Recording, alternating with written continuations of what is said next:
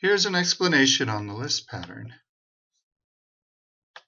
So lists are used when the author wants to have a set of reasons, details, points, things, or items.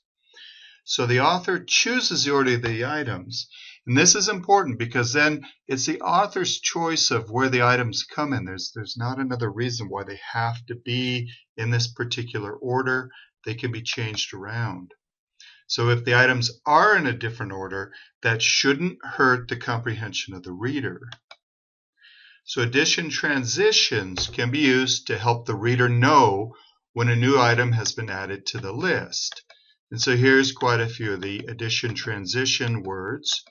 And you'll notice that a number of these can be used for time as well. So we have a few of them here that can be used for time as well. And basically what's happening with these words where you have time order as well as addition lists is that the author is just saying, here's the first item I'm going to talk about, here's the second item I'm going to talk about, here's the third item I'm going to talk about.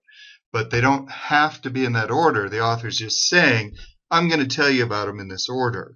So it's a little bit related to time, but not really, because the items are just, here's the ones I'm going to tell you about. Now keep in mind that if a bigger pattern is emerging in the writing, then it is not considered a list. So here's a paragraph that has a list pattern.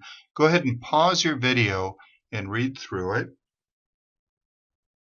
Okay, now that you've read it, as you can see, we've got some transition words here that can help us with understanding and identifying that major supporting details are coming. So first, an addition, and finally, our addition transition words that set off our major supporting details.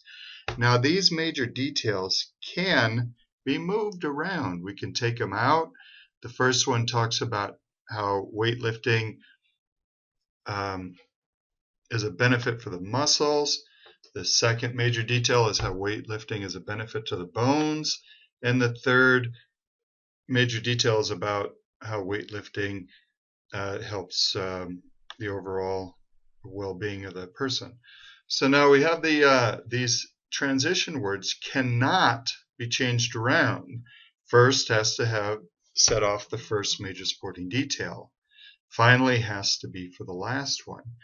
But as you can see, though, we can place these major details in different order, and you can reread it and still be able to understand, even though we talk about the bones coming first and the overall well-being is the second major detail, and how weightlifting affects the muscle mass third.